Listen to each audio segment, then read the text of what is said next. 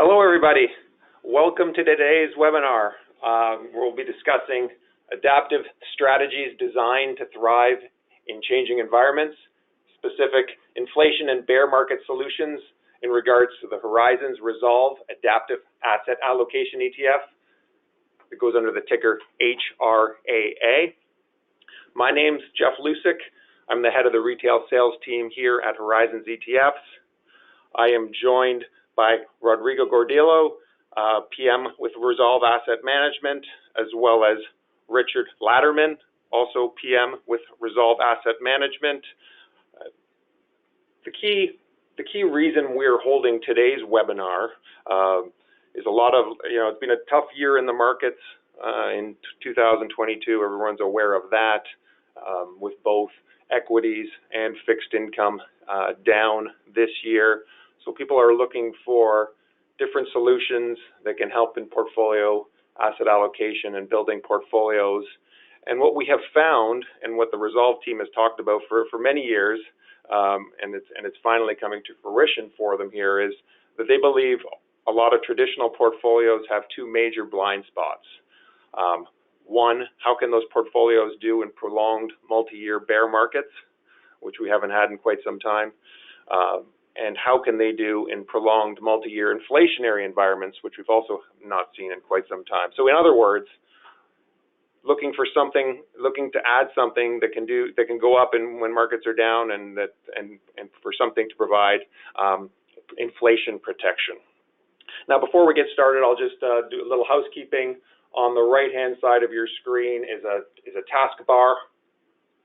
On that taskbar, there are some handouts, and those are some fact sheets on HRAA, as well as our complete product guide at Horizons ETFs. You'll also see a questions tab. Feel free to type in any question at any point during this presentation, and I will do my best to get to that either during the presentation or at the end of the presentation. And if for some reason we can't get to all questions, we'll do our best to reach out to individuals afterwards and provide that information.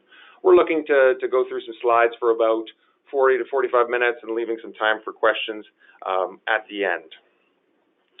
What we'll discuss, we're gonna go through the ReSolve team, show you that there's a deep and experienced team running this strategy. The HRA performance metrics, which look excellent this year, and a lot of the reason why we have so many attendees on this call. The blind spots that the typical 60-40 portfolio are providing, and this year being an example of that, when bonds are not helping protect on the downside of equities. Asset allocation during inflation volatility, optimal multi-asset strategies for today's regime. Here's history of multi-asset strategies, filling the gaps, and then a case study on how HRA can be used in a portfolio. And as mentioned, at the end of June, I think the S&P 500 was down the S&P 500 was down 20%, TSX was down about 10%, and Canadian investment grade bonds were down about 12%, and HRA being up about 7%. You're going to hear how this team was able to do that, and why it's a great addition to a portfolio. So Rodrigo, Richard, I'm going to pass it over to you, and you can sort of take us through your team and how you implement your strategy and how you accomplish this. Great. Thank you, Jeff. And before we begin, I just want to let everybody know I am in my third day of COVID, so if I cough a little or have to take a little break in speaking, my apologies, but I'm going to try to get the job done here. So I'm just going to introduce the team first. There's two divisions that are involved with the HRA ETF. ReSolve Canada, we have one of the PMs going to be talking today, Richard Latterman. He's going to give us an overview of how the ETF has done year to date and some of the metrics behind it. But also, the management team and the leadership team here has got a depth of experience in the future space that is probably one of the longest running for futures in Canada for any public product. With Jason Russell and Nick, both have been in the business for 28 years, in the futures business for most of their careers.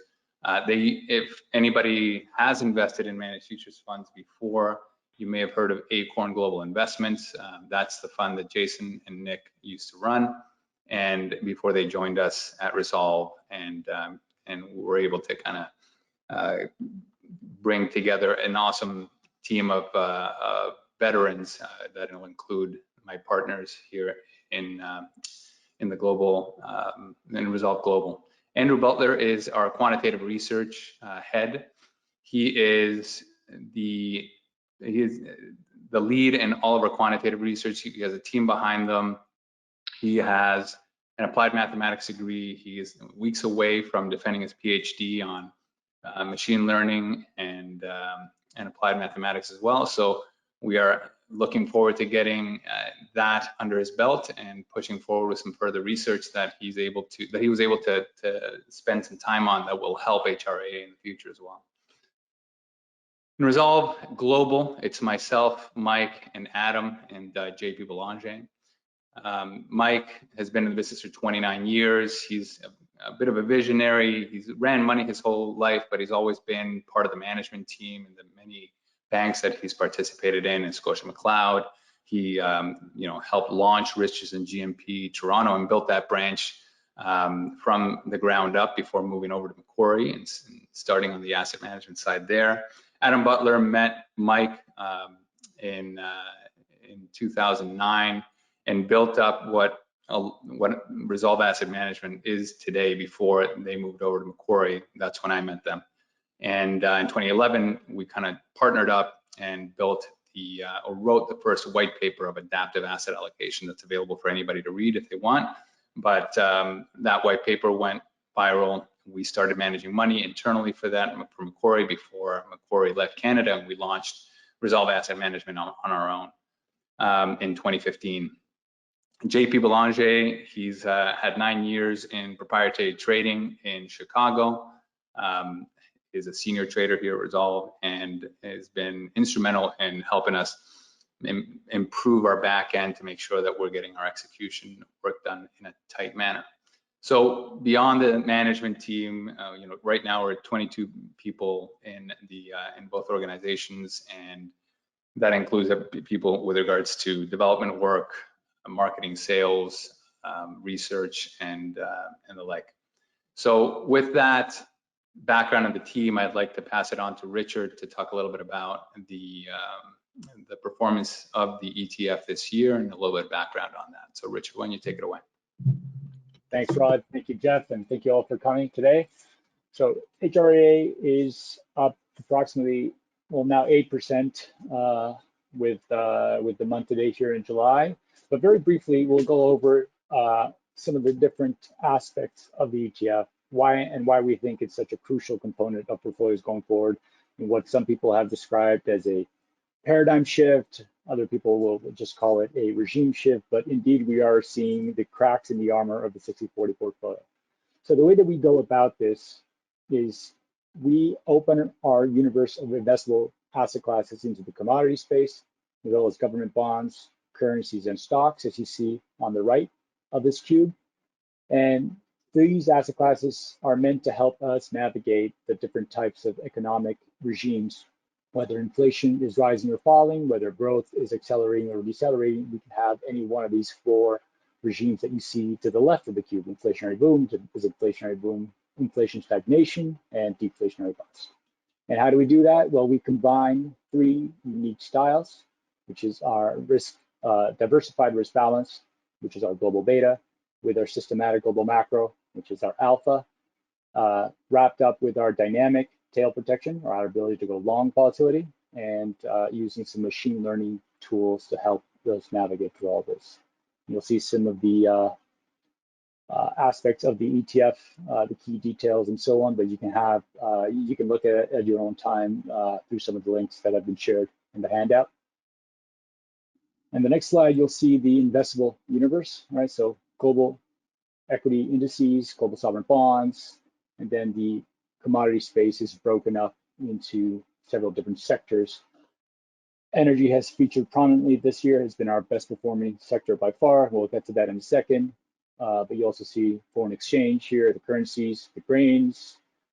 The metals have more recently been a crucial component. We've been short metals since the turn of Q1 to Q2, so right around the end of March, early April, our signals started to flip short, and we have been short copper and platinum and silver, and they have been important contributors as well. We're going to get to all of that. So this is just to give you guys a sense of where we can invest and how it is that we can diversify our return streams across the globe. This transition map allows you to have a better sense of where we have allocated our capital and where exposures have come from year to date. Anything that is to the top or north of that horizontal axis means we were long. Anything south of that means we were short. So you'll see we were mostly short currency. Now, currency is a funny one. When you say short, it means currencies are always a paired trade, right? You're always long something, short something. So in this case, we were short most currencies, and we were long the US dollar. And that's been an important source of return. But I want to highlight a couple of markets here, particularly the bonds, which you'll see in this lime color. We were short in end of February into March, and then early April. We were short government bonds, particularly the US 5-year, but also the 10-year, as well as the German 10-year bonds. And those were important sources of return for us. And as I highlighted earlier, the light green, which were metals, yeah, very close to the x-axis, thank you, Rod. We were long up until the end of March, where there was an inflection point, and we went short thereafter, and we have been short ever since, and that has been the best source of return for the fund, as I mentioned. And you'll see how our allocations to equity markets up top in yellow have at times been much larger, and at other times we've diminished those exposures quite a bit. And even though on net they have largely remained long, we have had short exposures to specific markets. We were short the TSX and the S&P 500, particularly in the second quarter of the year, and those were very profitable exposures as well. And if we flip to the next slide, please. You'll see year to date how we've done. The first 2 months of the year, we were holding on steady as markets began to tank. And in March and April, we had our 2 best months of the year thus far. We had about 5% return in March and another 3% in April. And we've continued to track higher as designed, steady eddy upwards and gently sloping to the right as markets have continued to tank.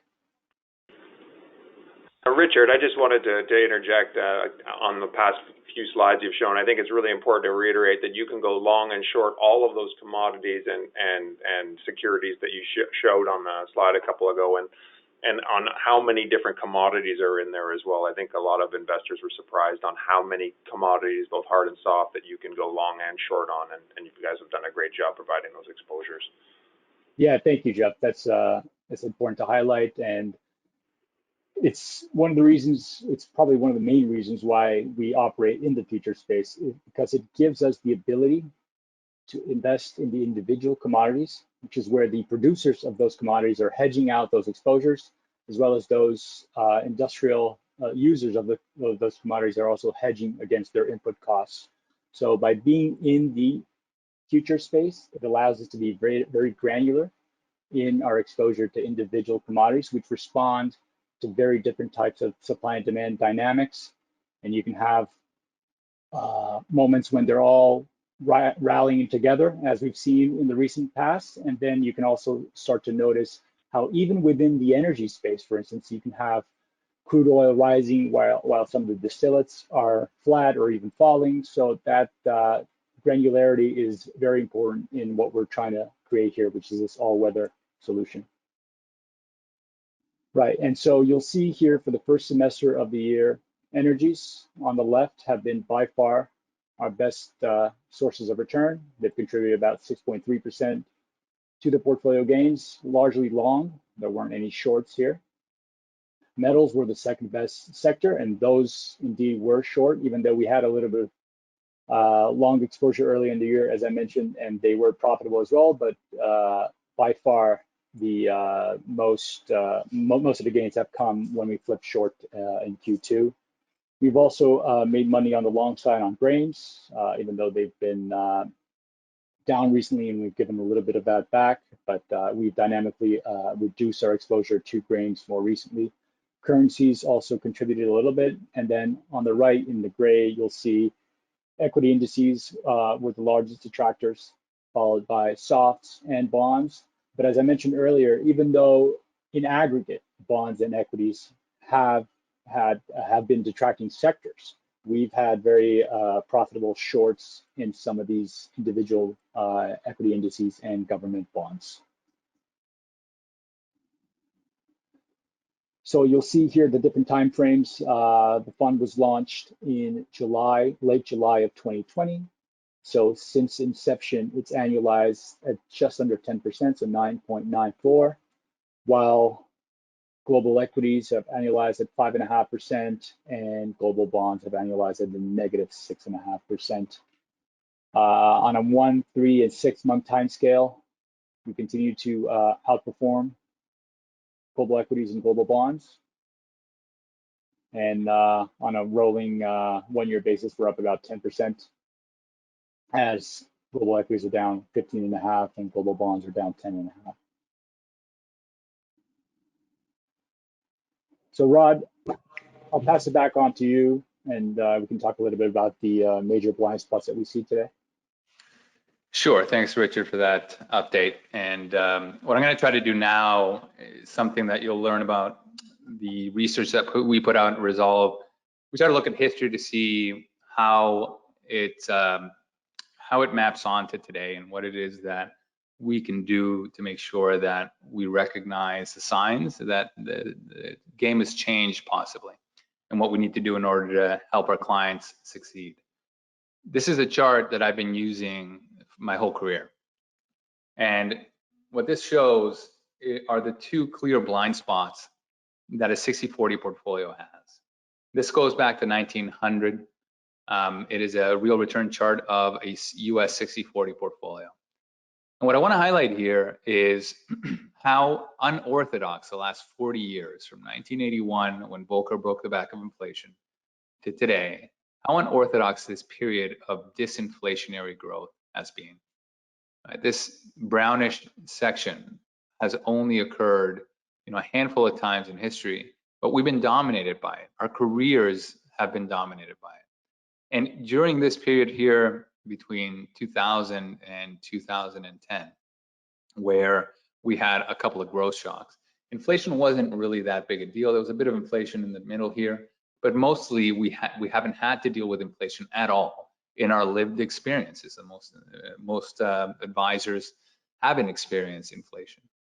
Now I have, because and Richard has. Richard's Brazilian, I'm Peruvian. I emigrated to Canada in 1989 because of an inflationary, hyperinflationary event that was 7,200%, and our family lost all of our savings that were in Peruvian dollars at the time. So the reason that a lot of ReSolve's research is on protecting against inflation is because we know how devastating it can be, and we need to make sure that we are protecting people from that. So the question is, what made this difference, and is this time different? Are the last 40 years going to continue? And the likelihood is that, this was during the Great Moderation. China opens up, the Berlin Wall comes down. We had a massive oversupply of human labor that is now getting old. China labor is starting to retire. We're not going to see the same amount of deflationary pressures for the time being. We're likely to see a bit more of inflation volatility that also lead to periods of bear markets, okay? And the two blind spots that the 60-40 tends to have are those periods of inflation and periods of bear markets. This is just a chart that shows how correlated the 60-40 portfolio, or equities and treasuries, are to, on the y-axis here, it's the how correlated it is to growth environments, to positive growth shocks. And here is how correlated it is to positive inflation shocks or negative inflation shocks. And we can see that the 60-40 portfolio in equities are positively correlated to growth and are negatively correlated to inflation. Treasuries do help a little bit in negative inflation, negative growth shocks, but not enough. And what we should think of is asset allocators. What we should think about is what can we do in order to protect against these deep bear market events, these deep negative growth shocks, and these positive inflation shocks that could, that could make it difficult to provide that 4% withdrawal rate for our retired clients. Now, a lot of people, as the last 6 months have evolved, have, especially in Canada, have said that, look, we can, deal with this by just purely being in commodities. And I tend to agree. I just, what we've identified is that commodities are a very difficult thing for retail investors to stick to. And there is an issue with this idea that, periods of inflation or decades of inflation are just every single year. They're positive inflation shocks, and if you just buy commodities, you'll be fine.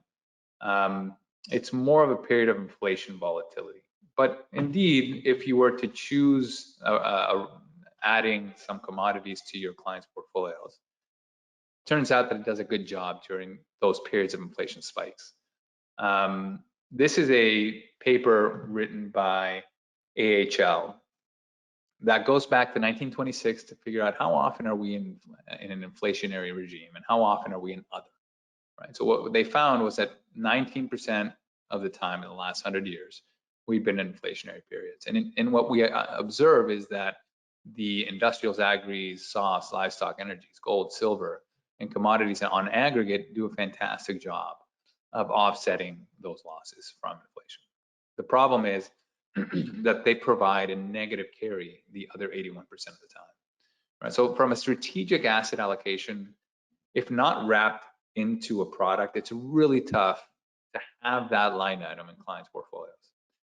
And even if you did, this shows the commodities index that from 1970 to 1980 versus U.S. equities and treasuries. And what we're showing here is that, yes, it did act as a fantastic offset during that inflationary period.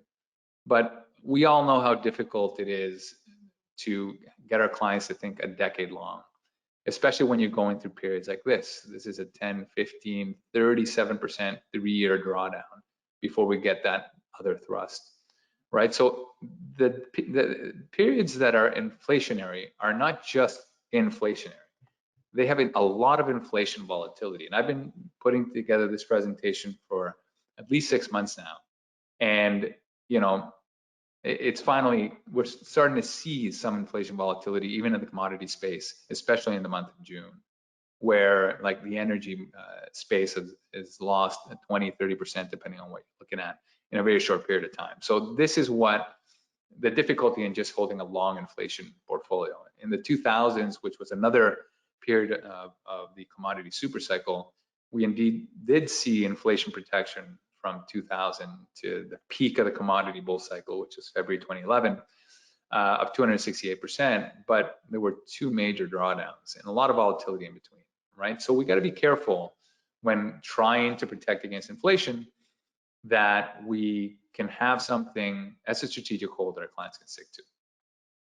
And this is not to mention the fact that these drawdowns coincide with negative growth shocks, and that tend to also hurt your equity markets. Now, going back to that paper that AHL put together, what they did then is they said, what if we were to go active?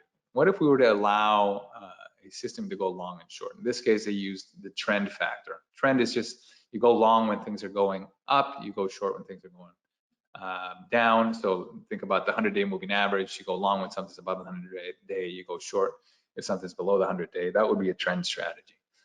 And what they found by being active across bonds, FX, equities, commodities, is that not only did it provide a pretty fantastic offset during periods of inflation, but it did so as well. It had a positive carry during the other 81% of the time, right? So there, if we think about what we can use as a long-term strategic hold that clients can stick to, maybe commodities aren't the way to go. Maybe long, short, multi-asset is the way to go. You'll find that the all asset version of this does the best job of all, okay? So Now, they use trend, but we are a multi-strat firm.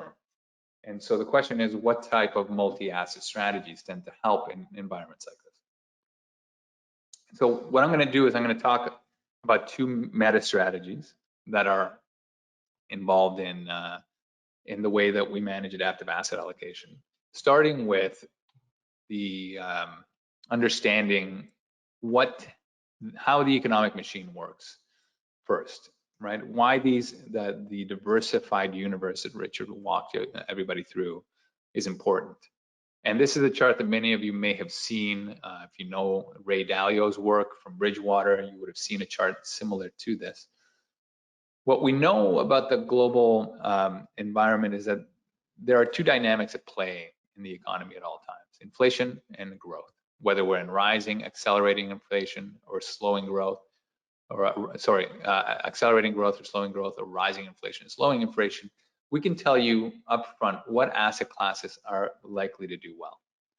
And it should be fairly intuitive. There are economic reasons why asset classes like gold and commodities are likely to do well in rising inflation, why emerging markets and international real estate are likely to do well in rising inflation and accelerating growth, along with commodities and gold.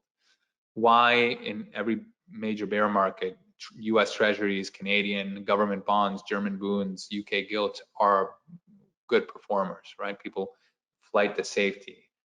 Gold acts as a disaster asset, right? So during the COVID crisis, we saw nearly a 30% positive rate of return in the long-term treasury market, and single digit for gold. And then going back to that chart of the 60-40, in the last 40 years, we have been in a period of accelerating growth and slowing inflation that has led to favor developed equities and developed bonds. And that's the world that we have been convinced to live in. And this is a time for us to go and examine the history of asset classes to see what happens if inflation is here to stay. And we are likely to go back to more recessionary periods. And so with an understanding of how the economic machine works in these two dynamics, what I wanted to show is just a simple kind of diversified portfolio between global equities, commodities, gold, and US government bonds. And what I wanted to show here is that, broadly speaking, these tend to be the categories that work in those four quadrants. And you'll note that the highlighted areas are not coinciding with each other, right? They react differently to different economic regimes. And what's interesting about these asset classes from 1970 to today is that it's not like we can say one is better than the other, right? This is the interesting thing. They all kind of end up in the same spot. And yet the vast majority of investors have chosen one or two of these paths. Mainly one path, right? Global equities. And note that how global equities are actually not the best performer. Let's say it's a 60-40, it's somewhere around here, but commodities have done the best throughout that period. The question is, how do you balance between these four major categories, right? Because many of you may have heard of the Harry Brown portfolio, which has a quarter of assets in cash, a quarter in gold, a quarter in fixed income, and a quarter in equities. That is a portfolio that has the idea of diversity, right?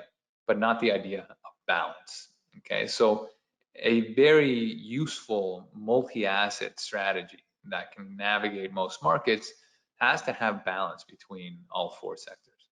And we don't want the maniacs to take over the asylum. We want to make sure that commodities that run at 30 vol don't dominate the risk of the portfolio, especially when bonds are at 6 vol.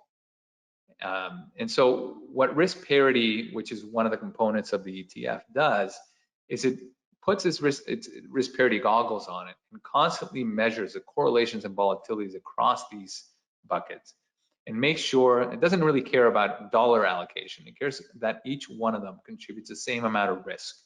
And you do that by measuring it daily and updating your weights daily. And as correlations come in, for example, between equities and bonds, they're going from two major different pistons in a motor to a single piston, so they're both going to get a lower allocation. Okay, so the idea of a risk parity portfolio is to make sure that there's both diversity and balance. And when you do that, you get kind of the best of all worlds here, right? Over time, you get a balanced portfolio that's diversified, and that not one piston of this engine is going to get you out of whack and ruin the engine. And so that's what we consider to be the best global beta portfolio, this risk parity approach. And from there, again, we took a lot of our cues from Bridgewater, where Bridgewater has two offerings. One is a all-weather best beta portfolio, risk parity based, and the other one is something that has zero correlation to a risk parity portfolio. And basically, they call that there's a pure alpha overlay. Well, we've done a similar thing where we also, within the product, provide a systematic global macro overlay. And so what is that systematic global macro overlay? It really is just the ability to go long and short all those assets. So the first part is about the best global portfolio. The second one is about, well, what if we want to short? And what if we want to short aggressively? How do we make those decisions? No different than how a lot of these smart beta ETFs out there are doing it, right? If you guys have seen, there's a momentum ETF out there by a bunch of providers, value ETF, a quality, a low volatility. There's different styles that one can use to make decisions of what securities to invest. Now, those smart beta ETFs are picking stocks and picking long only stocks. We are very different. We don't pick stocks at all. We pick asset classes. And those asset classes are very diverse in the way they move from each other. And we can go short those asset classes, which again sets us aside from the smart beta. But I wanted to get that kind of anchoring so that you guys can understand that how we're making decisions as to when to say go long gold, for example, is based on a variety of different investment styles that we put together. All styles should make money over time, but all styles will also not make money all the time, right? So there's a common thread here at ReSolve that it's diversity, diversity, diversity, not just in the asset class level, but also in the strategy that we choose to decide to go long and short. So trend following is one of them. We talked about trend following in the beginning of this presentation. Trend following has a major blind spot. Let's say gold is going parabolic, and trend following will want to give more money to gold, but a mean reversion strategy will look at that and say, actually, we should be shorting gold. So we got a vote from trend following saying go long gold, and then we got a vote from mean reversion saying go short. Seasonality is a big important part of our multi-strat here. If you guys have been following HRAA, the seasonal rotation ETF from Horizons, you'll see how magical that type of investment strategy can be and how effective it can be. And it is very non-correlated to mean reversion and trend. Carry is written about in many different academic papers, but basically high yield goes long, you go short low yield, and you are about the difference. And then relative value, go long things that are undervalued, go short things that are overvalued. And volatility is just, we're going to talk a little bit about that later in the presentation with Richard, but it is the ability to go long the VIX and the V stocks, which is the VIX of Europe, when liquidity dries up and when nothing is going up except volatility. Okay, and the reason that diversity here is important is because as a strategy, you can't really predict when any one of these styles is going to be the best performer next year. So if you can't predict, then you have to apply a sense of humility and use them all. Note that this is just different investment styles from 2000 to 2020, best performing at the top, worst performing at the bottom. Here we have the average in that 10-year period. And what we're showing here is just how random it can be. Trend is a darling of multi-asset long short, mainly because it did so well prior to 2010. It has not done well, so well in the 2016 to 18 era. And it's not surprising. If we test this back to 600 years, you'll find many decades where trend has done low single digits and not provided a lot of bang for your buck. So you want to diversify against that likelihood by having many strategies. All right, so with that in mind, I'm going to quickly go through some historical charts to show you the benefit of, I'm going to add to the charts I've already shown you, to show you the benefits of these two styles in periods of inflation and bear markets. They generally come hand in hand. In the 1970s, I showed you this already. Commodities did a fantastic job. Here I'm showing, U.S. equities in blue. The black line represents a risk parity portfolio. And what's interesting here is how risk parity basically provided the same total return as commodities, but without the ups and downs. Fairly steady upward sloping equity line. And again, from a strategic perspective, seems to be something that is more palatable to the retail space. And then the AQR, the blue line is the AQR Futures Diversified Trend Indexes from one of their white papers, going back 100 years on trend. Again, when there's dispersion, when there's chaos, you're generally going to see a pretty good and outperforming type of decade for multi-asset long short. Okay, so that's the last major inflation, stagflation period that we've seen. Here we're in the 2000 era, so 2000 to 2011. Once again, this is the risk parity index from advanced research. You can see in black, it did just as well as commodities, avoided the two major drawdowns here from the commodity index as a strategic holding. And then here the blue line is represented by the Goldman Sachs Macro Risk Premium Index. This index runs three strategies. It's value, carry, and trend, right? So we talk about the 6 strategies we run. This is just 3 out of the 6, and they've been running it for a while. So you can see that during this period, it's really, really solid when the 60-40 portfolio did not do so well. Okay, so what I've shown you here is multi-asset and multi-asset long short, so risk parity and multi-asset long short during periods of inflation. I'm going to show you the same charts, but now I'm going to focus on bear markets because, again, inflation tends to break the economy as the Fed tries to fight it and creates recession. So we're not going to see inflation without recessions shortly thereafter. Again, these are the same charts. I'm just highlighting that in the equity market bears, you're going to see pretty significant, or we have seen pretty significant outperformance in multi-asset long short, and pretty decent performance on the risk parity side. In the 2000s, we are seeing the same type of outcome, pretty phenomenal positive returns during this type of bear market regime. Okay. Rod, if I may just add on this point here, particularly this chart here shows 2 major bear markets in that decade from 2000 to 2011. And the concern here is that because most investors have become hardwired to think in terms of buying the dip,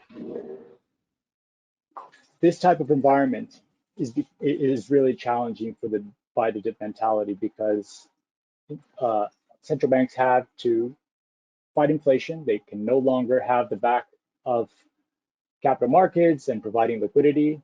And so you count perhaps 12 dips in that first bear market, the dot-com crash that also coincided with 9/11, and then the great financial crisis, the 53% decline. There were about 8 or 9 there. So the idea of buying the dip, which a lot of investors have grown accustomed to, becomes really challenging in this sort of environment, because you have bigger winners, bigger losers, but particularly you have a lot of restriction with regards to the liquidity available to traditional portfolios. Thank you, Richard. That was a very good point. Yeah, this is, again, a change in paradigm, right? A change in the view of the Fed just has to deal with a liquidity crisis, and inflation has no bearing on their decisions, because they could print anything they wanted to and inflation didn't rear its ugly head. Now, when they're fighting inflation and a recession, it's going to be a lot more difficult to do one or the other. And that's when you get these good old-fashioned traditional multi-year bear markets. In the last decade, it hasn't been like that, right? It's been very much V-type recoveries. It has been abundant liquidity, benign inflation, and persistent positive growth. And the Fed, whenever there wasn't enough growth, they could just add liquidity, and they have. And so this kind of leads me into my next and final slide. Why, I mean, these results look pretty good. And the question is, why hasn't everybody adopted multi-strategy or multi-asset strategies? You know, it's been funny because institutions have adopted a lot of the multi-strategy and the risk parity, but on the retail space, AHL was here, did a phenomenal job in 2008. In December 2019, they left Canada, and it was only a few months from it would have been one of their best performing months during the COVID crisis. And the reason for that is because the last 10 years have been pretty abysmal. First of all, let me address, going back to our commodities a pretty decent strategic hold for retail portfolios, and I think this will just kind of seal the deal. There was a 75% drawdown here from point to point, 55% in very short order. I mean, this was a tough yellow line to hold on to, right? Luckily, like if you were in multi-asset, if you were in risk parity, once again, risk parity happened to do a pretty good job in black here, right? And systematic long short, so this Goldman Sachs macro risk premium index, again, mid to high single digits for risk parity, but not as good, of course, as the market that benefits the most from abundant liquidity, benign inflation, and persistent growth, which is the US equity market, and mostly driven by those FANG stocks here. So the last decade has not been a negative decade for these strategies. It has just been a decade where diversification has not helped. It has not become an attractive thing. And when you have periods of abundant liquidity and benign inflation, what you get is the perception of visibility in the future. You have people willing to invest in projects that are 30 years out, and all these high-tech projects, you know, crypto and a lot of the tech stocks that are out there. And the moment that inflation starts to peek its head, you have a lot less willingness to invest in 30-year projects, and liquidity, you know, just dries up.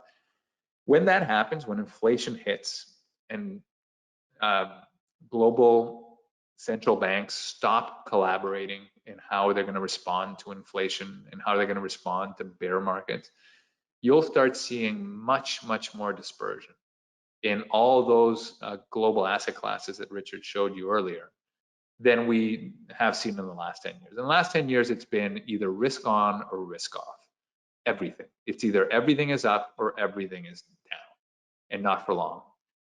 When you have to deal with multiple dynamics across inflation and growth, you start seeing multiple bets available to active managers. I think this is going to be the decade of active management. I think equity managers are likely to do well. You're seeing it now with the difference between value investors and growth investors. I think sector rotation equity managers are going to do really well. And certainly, I think the best performing asset class is likely to be the multi-asset space, and the one that's likely to be least correlated to equity and bond markets. So, you know, the question you have to ask yourself is, are you going to invest in a strategy or an asset class based on the last 10 years underperformance, or what's likely to come in the next 10 years? And I think we need to focus on the fact that probably diversification is going to be the winner in the next 10 years, and the ability to short is going to be a winner as well. So this is really going back to this slide, you know, where active multi-asset has the ability to fill in the gaps of deep negative growth shocks and deep inflationary regimes. And I think that, you know, we've been talking about this for years and doing a pretty good job, but it always takes a lot of people to see it to believe it. And I think Richard covered the performance here today, and I think people are seeing it and they're starting to believe in it. And now we're going to kind of walk you through how it is that HRAA is put together in order to be able to fill in these gaps. So Richard, do you want to talk about this? Yeah, for sure. So this slide, which you can also find in the HRA product sheet shows the three styles that we've been alluding to. So on the right, you'll see the global risk parity, right? That's the idea of best global beta, where you allow every asset class in your portfolio to manifest their unique characteristics, right? You don't let the maniacs take over the asylum. Things like natural gas, which has had 80 to 90% annualized volatility, will get a lower allocation, and things with lower volatility get a higher allocation. Again, you're trying to keep things on an even keel and balanced. On the yellow gear, you'll see the systematic global macro. That is the alpha strategy, which Rodrigo was describing just a moment ago, with the different styles, whether it's trend or carry or seasonality. The beauty of these two approaches is that they have very low correlation to one another, and they tend to outperform in different moments. So this year, global risk parity has struggled a little bit. It's done a lot better than traditional 60-40 portfolios, but it's still in slightly negative territory. Whereas the systematic global macro has picked up the slack and delivered most of the returns year to date because of its ability to short, but also because of its nimbleness and its ability to actively manage exposures over time and to quickly shift as volatility correlations and the different price dynamics change over time. And then the final gear at the bottom is the dynamic tail protection. It's our ability to go long volatility. It's the only asset class that we cannot go short at any given point in time. We'll trade the VIX in the US as well as the V stocks, which is the VIX equivalent in Europe. And this allows us to mine these liquidity gaps, right? Every now and then you'll see moments, these crisis moments where it feels like there's a massive global collateral call, right? Everybody's raising cash in their portfolio at once. People are having to sell their winners to patch holes in their portfolios from their losers, oftentimes because they're levered. And so the ability to go long volatility tends to be one of the few places that one can make money in this type of market environment. And so it is a nice thing to have. It's what we call an overlay strategy because it spends most of the time turned off. Every now and then, conditions arise where we want to be able to go long volatility. And so we have this at our disposal as well. Let's go on to the next slide. You'll see that any one of these strategies on their own will do fine over time, but together the combination makes for a pretty powerful portfolio construction because of each strategy's ability to mind the blind spots of the other and to thrive when some of the other ones might be struggling. Yeah, so I'll just add here that, you know, risk parity is likely to participate in that liquidity increase during the last decade. And when there's chaos, which in the systematic global macro, this is just using indices that are out there that you guys can take a look at yourself. This is the S&P Risk Parity Index. This is the CBOE Eureka Hedge Long Volatility Hedge Fund Index, and this is the HRAA Macro Diversified Index. You can see that risk parity does really well through most regimes, has a little bit of a blind spot in when there's lack of liquidity. That's why the long volatility strategy tends to be able to fill those gaps, as you can see from this chart. So you're rebalancing between these two and you're already getting a lot. And then when there's chaos, let's think about like LTCM crisis all the way up to February of 2011, which was the peak of the commodity cycle. That was a fantastic period for systematic macro. And then it kind of did single digits for a while risk parity did the opposite. So this is a great combination, and that's why we thought that it would make a great, you know, this is adaptive asset allocation in a nutshell. So with that, I'd like to open it up for questions. Thanks, Rodrigo. First, I love how you showed those three different aspects to the portfolio and how they work very well together. And on that slide, it shows how this strategy is in a corporate class, which I really thought which I really wanted to highlight for our advisors and investors. HRAA is in our corporate class structure, which is a huge advantage for a strategy like this because futures provide income. So historically, any strategy like this, if there was a big return one year, you would receive most of that return in a taxable distribution of income. Where in this corporate class, We don't expect it to pay out any distributions, and therefore any return will just accrue to the net asset value and price, and therefore a capital gain and or loss when you sell it. So very tax efficient. That's my point. But I wanted to thank you guys. I think you did a great job explaining the strategy, the three aspects within the strategy, and how this strategy can truly be the third pillar for your investment portfolios in conjunction with equities and bonds, and why that's needed and how you've been able to accomplish that this year. A lot of investors have been attracted to this in the last 6 to 12 months.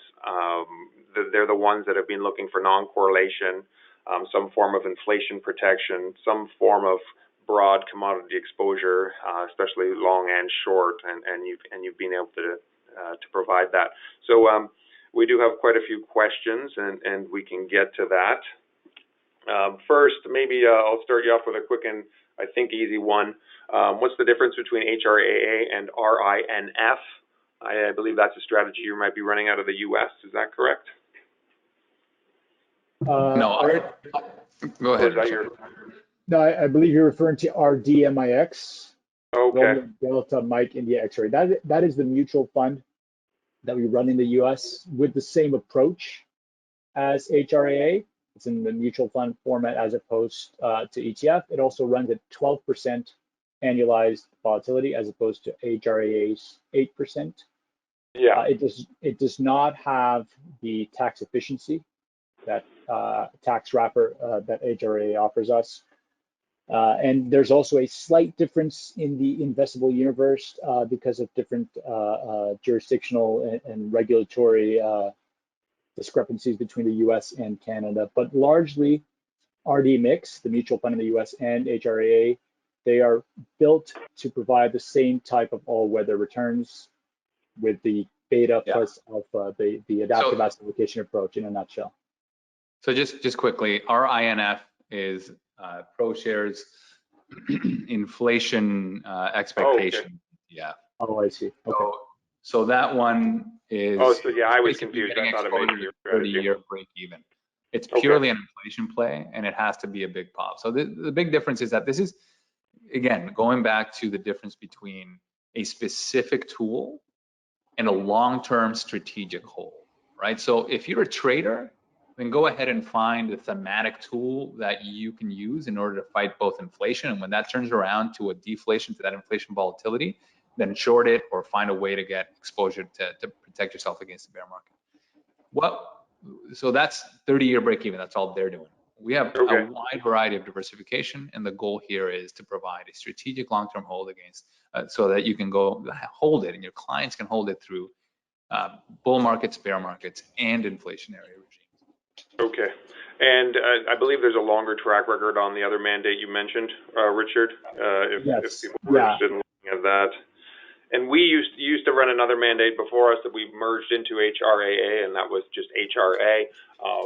And we have that track record available as well. HRA was just risk parity. Just risk parity. So now you have the three strategies within it and a higher vol target to provide that difference maker when you need it, and you've been able to demonstrate this year that's the better strategy for you and our investors. So we appreciate that. Definitely some questions I'll get you to answer on sort of on inflation and recessions, and you even mentioned it, Rodrigo. You mentioned with inflation is going to come a recession. So what are your thoughts on sort of the quick trend reversal, inflation fear to recession fear and commodities? How will you, I guess in summary, how do you feel HRA will protect if recession hits and everything rolls over? June was a little bit of an example of that. And that would even be another question related, because it looked like a lot of your returns you've received, a lot of that allocation has been from energy. So if energy were to sort of go back down to 75, do you think you'd participate in a lot or all of that downside? Yeah, so there was a period in November, late November, when Omicron hit, and it was also around the Thanksgiving period where most of the traders were not at their desks. U.S. And we Thanksgiving. were, Yeah. yeah, November of last year. And the strategies that we run across the board in ReSolve were net long energies. On by Thursday when Omicron news hit, by Friday when the UK government said that they were banning flights from South Africa, that was like a 4 in 10,000 day event for energies. Energies were down on average 12% or more, depending on what you were looking at. And you'll see that was a day that had a bit of a drawdown in the system. What was interesting to see is how by Monday we were net short all of those energy markets. So an abrupt enough event, again, Richard mentioned the nimbleness of the strategy. An abrupt enough event will get us to short, and we've gone in the last 3 weeks. Energies have gone down 20+% on average, just looking at the basic indices, and the strategy is only down 3% from that peak in the middle of June. And so why is that? Well, there's a couple of reasons. Number one, the allocation to energies was reduced quite a bit. And number two, we've been short metals for a while, right? We've been short palladium, platinum, and copper for quite a few months. And as we know, copper has a PhD in economics, right? So this is the duality of this. Copper. Yeah, it's the duality of this market of what the inflation narrative was fully in January, February. Every commodity was going up. And then that started to change as the Fed's policy started to affect certain markets. And we're starting to see a weakness in the economy that is led by copper. And it may or may not affect energies. I think there's enough fundamental reasons why energies are likely to continue to remain sticky prices upward, while the rest of the commodity space has a leg down that we'll be able to capitalize on by being short. Yeah, and if I may just add, what you guys have to understand is that HRAA is not designed to hedge out against single day drops. So whenever we are benefiting from any price dynamics, whether to the upside or downside, and there's a quick reversal to those dynamics, the strategy is going to take a hit. But the question is, what does it do next? Well, both the global risk parity and the systematic global macro are designed to react and to adapt. And we can adapt pretty quickly, as Rodrigo was alluding to a moment ago. So as volatility starts to spike on an asset class that is undergoing a drawdown, and as correlations start to shift, the allocations that would come from the global risk parity component will change. On the other side, the systematic global macro will start to detect the changes in the signals, whether it's through carry or through trend or any one of the different families of features that we have there. And together, the two will rebalance the portfolio away from asset classes where capital is flowing out of, and perhaps even shorting some of them, and start to move exposure towards the new dominant new dominant asset classes and dynamics in the market. So this is precisely what the strategy is designed to do, not to hedge against 1 or 2 day drops, but rather to find the inflection points in capital allocations and navigate the different regimes. Okay. So maybe as a follow-up question to that, I mean, I think a lot of people have seen how well you have done in the last year or so. So as the strategy has been great, is there a scenario where you would expect the strategy to not work? Yeah, that's a good question. So we talked about how we got these two dynamics, inflation and growth. Those are covered, okay, by everything that we just discussed.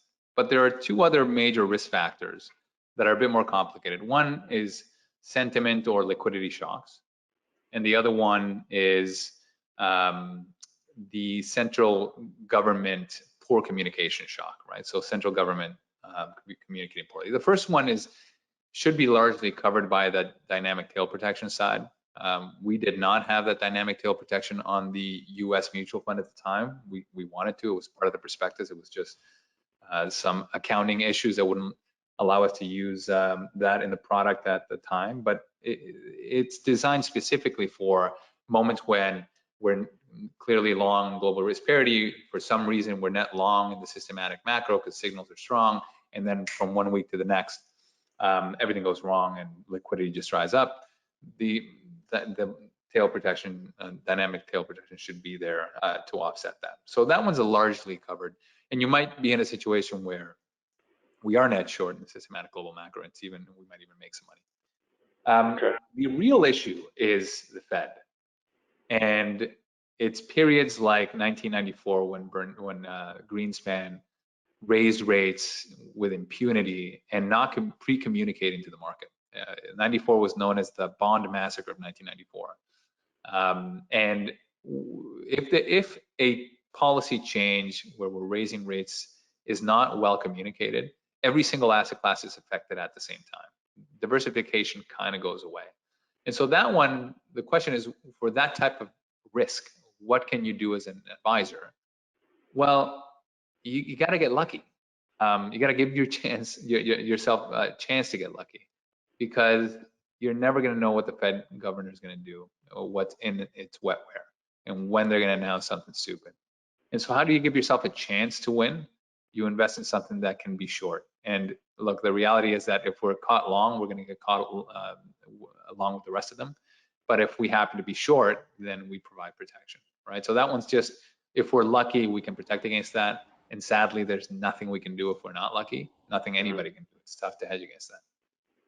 And I'll just add that this is the type of non-diversifiable risk that we all take as investors in order to earn an excess return.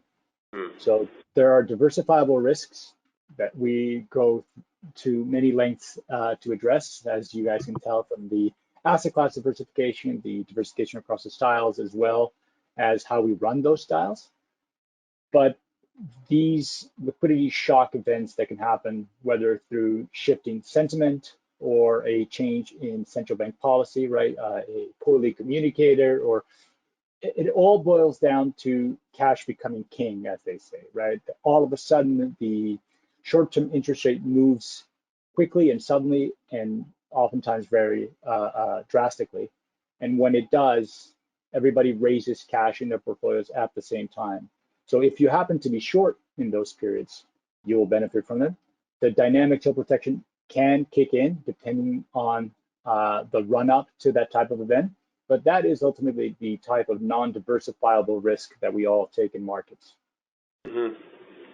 Yeah, and great explanation. And you guys have been extolling the benefits of a true diversified approach and truly diversified approach, and the ability to go long and short for many, many years now. And you know, finally you're seeing the benefits of that. And you've also explained how the strategy might always underperform sort of the best returning asset class. Yeah, and if you could just show the disclaimer slides while I'm asking you the last few questions, that would be great. But as you were saying, you're always going to underperform the best asset class because you're diversified. And this year, that even though you've done quite well, that is energy. But in previous years, when it was the U.S. market, say in such a bull market, that you know, it was obviously hard to keep up with that when you're truly diversified. And you kept talking about the benefits, and when the U.S. market was continuing to go up and up, and now it's proving itself, which is great to see. So somebody asked about this presentation. There will be a replay available for this in the coming days that we will be sending out to all registered attendees. So you will get a replay of this webinar, including the presentation. Next up, there was a question on the 15% performance fee. Guys, I can just take that. I believe the ETF has the ability to, as it is an absolute return-focused liquid alternative, has the ability to charge a performance fee. In order to charge that performance fee, a couple things have to happen. It has to be above a previous high watermark where that performance fee had been charged before, and it has to surpass a hurdle rate, an annualized hurdle rate of 3% before any performance fee is charged, and that is accrued daily, so it's smoothed in. You don't have to worry about when that would be charged. So the meaning of the high watermark is that you would never be sort of double charged for the same performance It always has to be above that before it can be charged again, and trying for absolute returns. I don't know if you guys had anything to add to that. Yeah, I'll just say, Jeff, I like the way you were framing the outperformance, underperformance vantage point here. Yeah, on any 6 to 12 month time scale, you can expect us to outperform whatever the best performing market is out there. And that is by design. That is because we are highly diversified. But because we're so diversified, and you take a step back and you look at us on longer time scales, by avoiding that concentrated risk and minimizing the chances that we're going to endure some of the concentrated risk drawdowns that you'll see from asset classes from time to time, 30, 40, 50% drawdowns that you see, whether it's commodities or equities, you allow the portfolio to compound positively more often, and you minimize the chances that you have to crawl out of a 30, 40, 50% drawdown hole. And so those two things combined make for better chances for compounding wealth over generations. And that's the whole idea of adaptive asset allocation. Excellent, thanks. A quick question, and do you guys long and short cryptocurrencies or crypto equities? I believe the answer is that they haven't been around long enough for you to in your models, but if you can answer that. Yeah, it's a matter of liquidity. I mean, it's in the prospectus, but there is just not enough liquidity. There's a bunch of managed futures that we don't include because of lack of liquidity. So again, our number one thing is diversification. If we can find it and we can trade it, we'll be able to take advantage of it. In the future space, not only is there lack of liquidity in crypto, but also there's a lot of carry cost involved in it. So currently not something that we are right, because you're using the futures contract, so you would have to be using one of the correct cryptocurrencies futures contract, which you aren't right now. Correct. A question on leverage. Are you using leverage, and how is that being utilized, and how does it add to the diversification of the ETF? Yeah, it's. You want to answer that, Richard? Yeah, I was going to say the website to HRAA showed the amount of leverage that was used at the end of the month at any given point in time. I know that the website has just gone through a revamp, and so some of the items I believe are still going to be added. But what you guys can expect is that when we're holding a large exposure to the commodity space as we are right now, and the ETF is targeted at 8% level of volatility, there is some leverage being used, but it's right now very far from that maximum amount because we are already allocating to asset classes that have ambient volatility that is higher than your traditional 60-40 portfolio. So I believe the last time I checked, we were at 1.7. For every dollar that was given, there was $1.7 invested out there in the market to hit that 8% level of volatility. Right, and that's long and short, and then correct. To target that 8% volatility target. Exactly. That you guys are looking for. Okay, that's a great explanation. And maybe one last question, and we'll wrap it up. I know some investors here in Canada have also been exposed to another ETF that they think is similar, NALT. I think that's National Bank's alternative ETF. Can you give us some quick highlights on how you believe HRAA is different from that?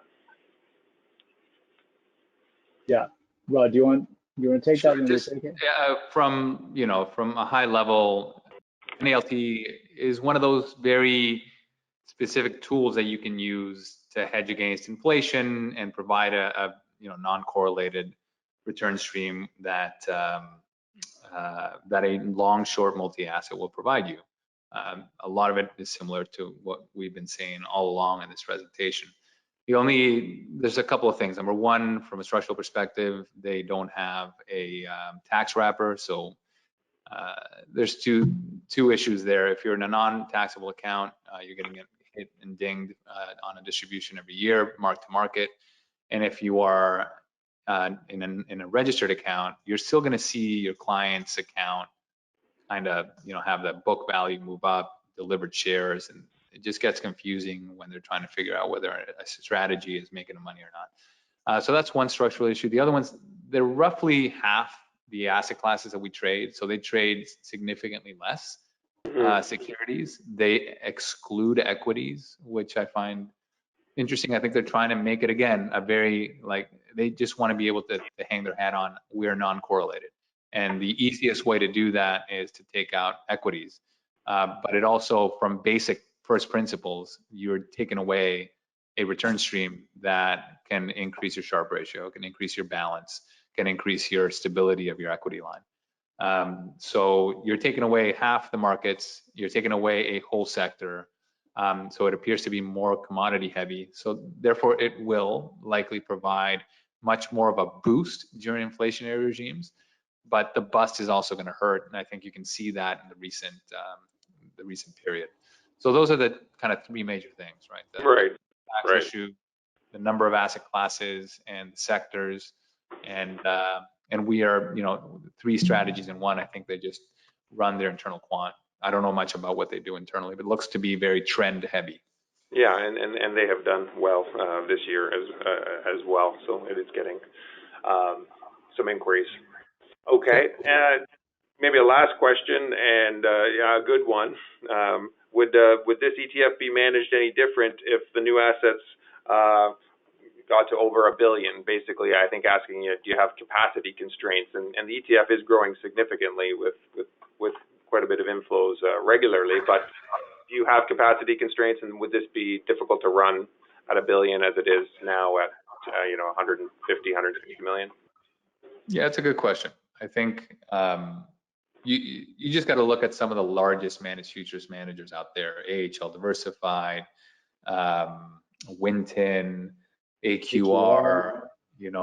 These guys are running hundreds of billions of dollars, and they continue to provide pretty decent returns above their benchmarks. And so the beautiful thing about, and why we chose that our careers be revolving around asset allocation, is that there's a ton of liquidity, and you can take in a lot of money. So you really wouldn't want to do a capacity constraint strategy as a public fund, because you can only, it just becomes a problem to try to take it off the rack, right? Now, what'll happen as we get to 2, 3, 4 billion is that the research will shift from just purely signal generation to trying to get in and out of the market without being felt. And will there be certain securities that we will trade a lower proportion of? Absolutely, there will be. And so it will affect Sharpe ratio, but if you look at other long-term futures managers out there, will probably come in around the same type of Sharpe ratio long-term. So no, I think to answer your question, it is a pretty robust and liquid strategy, and not likely to affect us in at any short-term period. Great answer, thanks. So and with that, we're going to wrap it up. It was a very compelling case you made on why one would consider adding this to the portfolio. So Richard, Rodrigo, we really appreciate your effort today and your support and being and sub-advising HRAA and doing a great job there. And you guys are always available. So with the sales team and with advisors, if advisors do want to find out some more details, the team at ReSolve can make themselves available to even get into more of the weeds than they did today. So if you are interested in that, follow up with your respective sales team in your territory, and we can look to do that. And just summarize, I still believe it's a great time to add to this strategy, especially with the rollover in commodities in June. Now you've seen how it can work sort of in all environments, and with the commodity sell-off, this can be added for all of those exposures, long and short, to provide that true third pillar to the portfolios. So I would encourage everyone to look at where they could consider adding this, and then continue to add to it over time to help build out your portfolios. So with that, we're going to end today's session. As I mentioned, we'll get out a replay of this to everyone registered. And if you need anything, Horizons, very social. You can reach us on our info at Horizons email or 1-888 email, phone number, or reach out to your respective sales team. We do appreciate everyone's support and all our loyal clients. We've been able to continue to grow over the years with strategies such as HRAA and the support of our loyal clients. Thank you for that. We appreciate it. We'll end